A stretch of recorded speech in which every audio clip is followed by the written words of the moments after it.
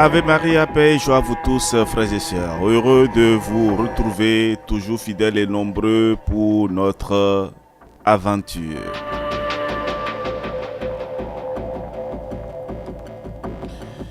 Nous allons prendre l'envol dans quelques instants. Préparez-vous et nous allons prendre le départ.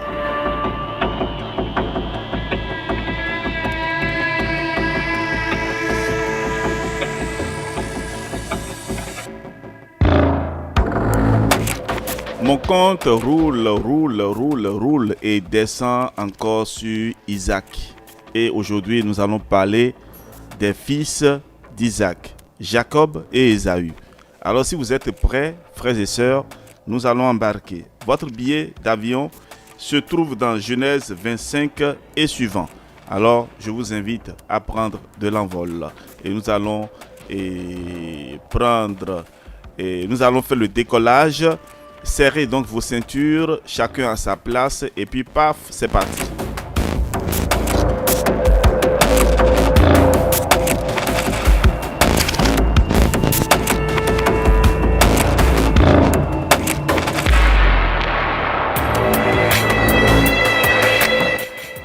Chers amis, Dieu bénit Isaac, le fils d'Abraham. Isaac a 40 ans quand il prend Rebecca pour femme. Il supplie Dieu en faveur de sa femme qui était stérile et Dieu écoute sa prière. Après une vingtaine d'années de mariage, Rebecca, sa femme, est enceinte. Comme elle attend des jumeaux, les enfants se donnent des coups dans le ventre de leur mère et elle dit: s'il en est ainsi, à quoi bon être enceinte? Elle va donc consulter Dieu qui lui dit: 2 nations sont dans ton ventre et 2 peuples naîtront de toi. L'un sera plus fort que l'autre et l'aîné servira le plus jeune. Le jour de l'accouchement arrive et il y a effectivement des jumeaux dans son ventre, comme Dieu l'avait dit. Le premier sort entièrement roux et couvert de poils. On lui donne le nom d'Ésaü. Ensuite sort son frère, dont la main tenait le talon d'Ésaü, et on lui donne le nom de Jacob. Isaac avait 60 ans à la naissance de ses 2 fils. Les garçons grandissent. Ésaü devient un excellent chasseur, mais Jacob est un homme tranquille qui reste sous la tente. Isaac préfère Ésaü parce qu'il apprécie le gibier, et Rebecca préfère Jacob. Hey, frères et sœurs, c'est l'histoire des familles, hein? Un jour, Jacob prépare une soupe.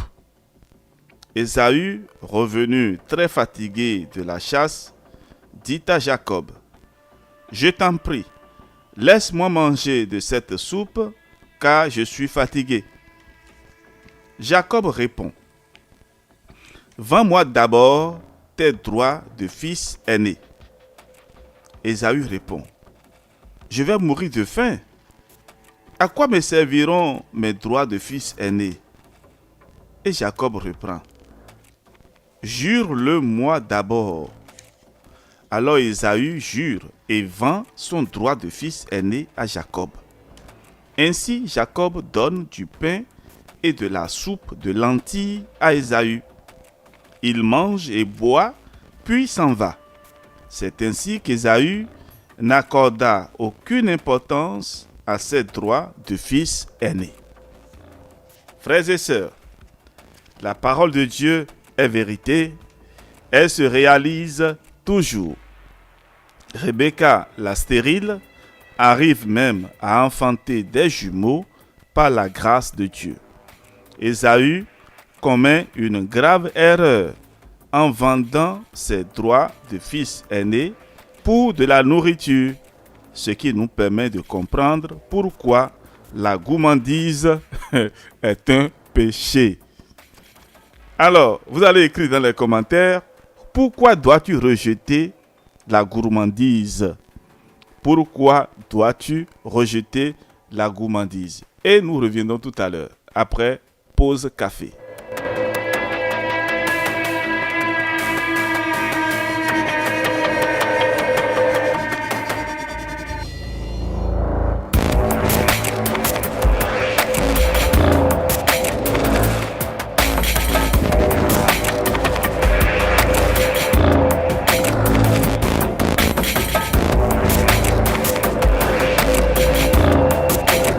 Alors, j'espère que avec cette pause café, vous avez pu, vous avez pu vous détendre un peu. Sinon, vous pouvez continuer. Alors, nous allons faire café lungo, c'est-à-dire le café long. Et pour ne pas dire le café dilué, quoi.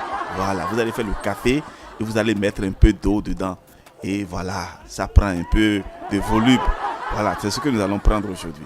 Alors, frères et sœurs, nous venons d'écouter la belle histoire entre Ésaü et Jacob. Ésaü, le fils aîné, qui a vendu son droit d'aînesse à son petit frère Jacob. La suite de l'histoire. Isaac est obligé de se rendre dans le territoire du roi des Philistins à Guérar à cause de la famine qu'il y a dans le pays. Et cette famine est différente de celle qui a eu lieu au temps d'Abraham. Dieu apparaît à Isaac et lui dit : ne pars pas en Égypte, reste dans ce pays-ci. Je serai avec toi et je te bénirai, car je donnerai tout ce territoire à toi et à ta descendance. Je tiendrai la promesse que j'ai faite à Abraham ton père. Je multiplierai ta descendance comme les étoiles du ciel. Je lui donnerai tout ce territoire. Toutes les nations de la terre seront bénies à travers ta descendance, parce que Abraham a obéi à ma parole et il a observé mes ordres, mes commandements et mes lois. Et Isaac reste à Guérar, comme Dieu le lui avait dit. Lorsque les habitants de Guérar lui demandent si Rebecca est sa femme, il leur répond : c'est ma sœur, car il a peur que les Philistins le tuent et lui arrachent sa femme. En effet, Rebecca est très belle. Un jour, en regardant par la fenêtre, Abimelech, roi des Philistins, voit Isaac en train de plaisanter avec Rebecca, sa femme. Abimelech fait appeler Isaac et lui dit : je suis sûr que c'est ta femme. Comment as-tu pu nous dire que c'est ta sœur ? Isaac lui répond : j'ai parlé ainsi parce que j'avais peur de mourir à cause d'elle. Et Abimelech lui dit : qu'est-ce que tu nous as fait ? Et si quelqu'un du peuple l'avait épousée, tu allais nous rendre coupables d'un péché grave. Alors Abimelech envoie le message suivant à tout le peuple : celui qui touchera à Isaac ou à sa femme sera mis à mort. Isaac cultive et sème dans ce pays, puis il récolte cette année le centuple, 100 fois plus que la récolte habituelle, car il est béni par Dieu. Chers amis, frères et sœurs, Isaac s'enrichit de plus en plus jusqu'à devenir un homme immensément riche. Comme on dit chez nous, que la terre ne ment pas. Ceux qui hésitent, frères et sœurs, à faire l'agro-business, c'est-à-dire à avoir une ferme, à cultiver des terres, repentez-vous. Il faut bien réfléchir. Voici Isaac qui est devenu très riche en cultivant la terre. Il a des troupeaux de petits bétail, des troupeaux de gros bétail et un grand nombre de serviteurs. Les Philistins en deviennent jaloux. Frères et sœurs, comme ça arrive. C'est la bénédiction de Dieu qui enrichit. Donc quand Dieu te bénit là, et que ce soit le soir ou le matin là, tu vas prospérer. Même en période de sécheresse, Isaac arrive à récolter au centuple parce qu'il est béni par Dieu. C'est également cette bénédiction qui lui permet de bénéficier de la protection du roi alors qu'il n'est qu'un étranger. Je vais poser une question et vous allez répondre dans les commentaires. Pourquoi dois-tu rechercher la bénédiction de Dieu? Mon frère, ma soeur, n'écoute pas seulement cette histoire et puis tu t'en vas. Pourquoi dois-tu rechercher dans ta vie la bénédiction de Dieu? Et ce sera la fin pour notre histoire de ce jour. Alors, chers amis, frères et sœurs, nous avons parlé des fils d'Isaac, Jacob et Ésaü, et nous nous arrêtons là avec cette dernière partie où Isaac, en terre étrangère, est devenu très riche. Soyez bénis et que Dieu soit votre force et votre protection. On se retrouve demain.